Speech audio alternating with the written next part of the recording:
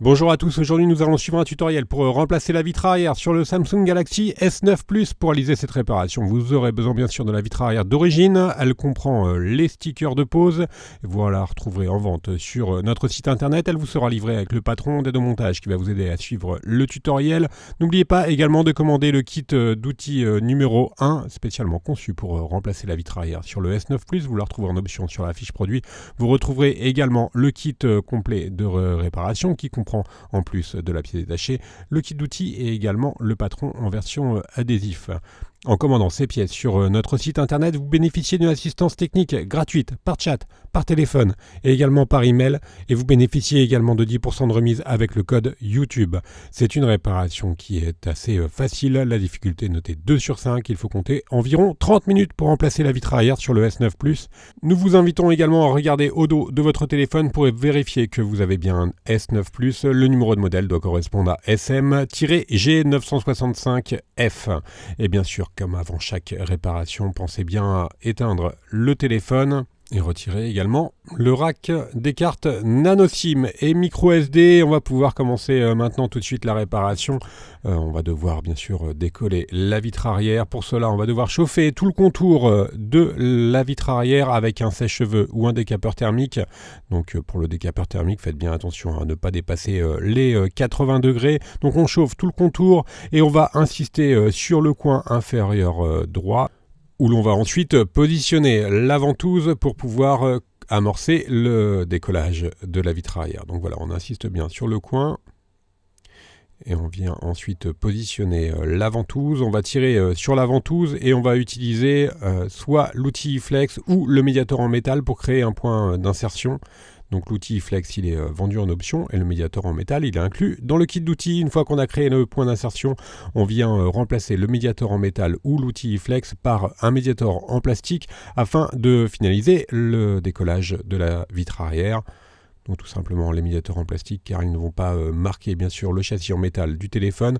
Donc on va faire glisser les médiateurs en plastique sur tout le contour de la vitre arrière. Si vous voyez que la vitre arrière oppose une certaine résistance, c'est tout simplement qu'elle est trop collée. Donc dans ces cas-là, il faudra réchauffer le point qui vous oppose une résistance.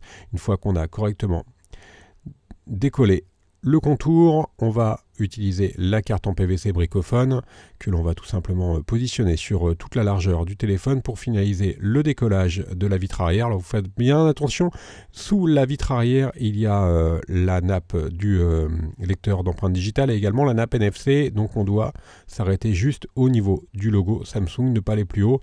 Et enfin, on va pouvoir déconnecter le lecteur d'empreintes digitales avec la pincette. Alors nous, dans notre cas, il s'est décollé tout simplement. Il s'est déconnecté juste en retirant la vitre, donc c'est OK aussi. La partie démontage est maintenant terminée. On va passer à la partie remontage. Alors, on va devoir récupérer notamment le lecteur d'empreintes digitales qui est situé sur l'ancienne vitre arrière pour pouvoir la repositionner sur la nouvelle. Donc, on va tout simplement utiliser la pincette pour pouvoir amorcer le décollage et ensuite, on va finaliser le décollage du lecteur d'empreintes digitales à l'aide du levier. Une fois qu'on a enlevé le lecteur d'empreintes, on vient le repositionner sur la nouvelle vitre. Voilà, elle recollera d'elle-même. Vous pouvez éventuellement rajouter un point de colle. On va enlever toutes les protections des adhésifs de la vitre arrière qui sont présents sur la vitre d'origine pour pouvoir ensuite la recoller sur le châssis.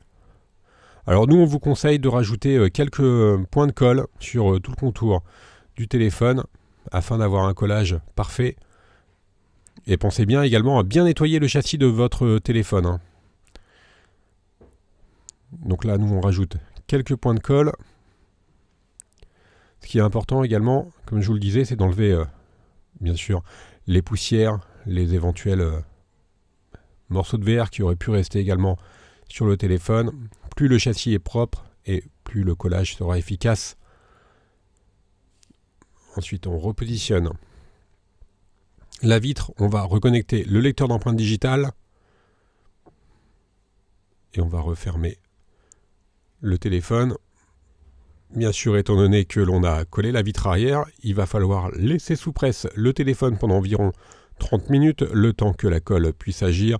Donc pour cela, vous avez plusieurs solutions. Pour nous, on va utiliser des pincettes, mais vous pouvez par exemple mettre le téléphone sous un livre pendant environ 30 minutes, le temps que la colle fasse effet et la réparation sera terminée. On va faire un petit récapitulatif des produits que l'on a utilisés durant cette réparation, commençant bien sûr par la vitre arrière d'origine.